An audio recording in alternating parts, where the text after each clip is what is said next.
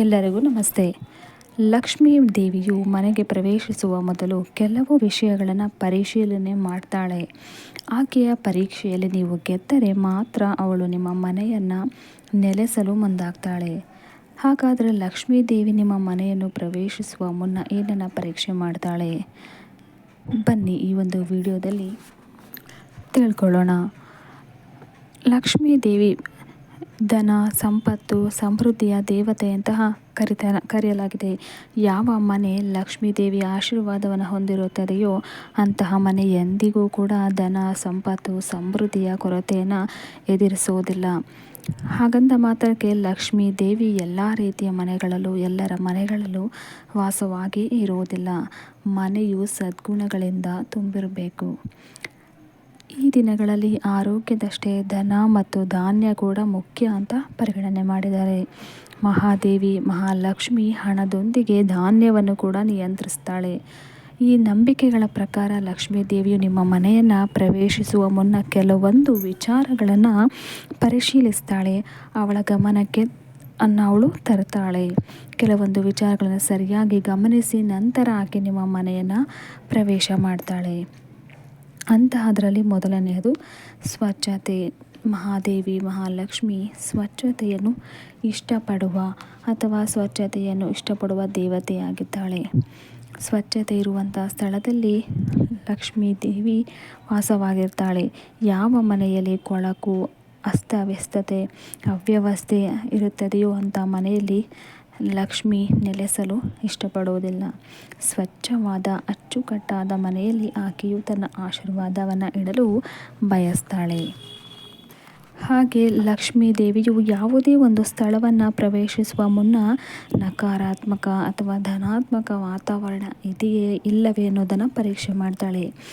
ಸಕಾರಾತ್ಮಕ ವಾತಾವರಣ, ಪಾಸಿಟಿವ್ ಒಂದು ಎನ್ವೈರನ್ಮೆಂಟ್ ಇರುವಂಥ ಒಂದು ಸ್ಥಳದಲ್ಲಿ ಲಕ್ಷ್ಮೀ ದೇವಿ ವಾಸ ಮಾಡ್ತಾಳೆ. ಒಂದು ಫ್ಯಾಮಿಲಿಯಲ್ಲಿರ್ತಕ್ಕಂಥ ಎಲ್ಲ ಸದಸ್ಯರು ಕೂಡ ಪ್ರೀತಿಯಿಂದ ಒಗ್ಗಟ್ಟಿಗೆ ಹೆಸರುವಾಸಿಯಾಗಿರಬೇಕು. ಜಗಳಗಳು ಅನ್ನೋದು ಆ ಮನೆಯಲ್ಲಿ ಯಾವತ್ತಿಗೂ ಇರಬಾರ್ದು. ಮನೆಯನ್ನು ಯಾವಾಗಲೂ ಸ್ವಚ್ಛವಾಗಿಟ್ಟಿರಬೇಕು ಅಂತ ಒಂದು ಮನೆಗೆ ಅವಳ ಆಶೀರ್ವಾದ ಮಳೆಯನ್ನು ಸುರಿಸ್ತಾಳೆ. ಜಗಳಗಳು ಮತ್ತು ಮನಸ್ತಾಪಗಳು, ಕಲಹಗಳು ನಡೆಯುವ ಮನೆಯಲ್ಲಿ ಅವಳು ವಾಸವಾಗಿ ಇರೋದಕ್ಕೆ ಇಷ್ಟಪಡುವುದಿಲ್ಲ. ಹಾಗೆ ನಿಯಮಿತವಾಗಿ ದೇವರ ಪೂಜೆ ಹಾಗೂ ಆಧ್ಯಾತ್ಮಿಕ ಚಟುವಟಿಕೆಗಳನ್ನು ಮಾಡುವಂಥ ಮನೆಯನ್ನು ನೋಡಿಕೊಂಡು ಲಕ್ಷ್ಮೀ ದೇವಿ ನೆಲೆಸ್ತಾಳೆ.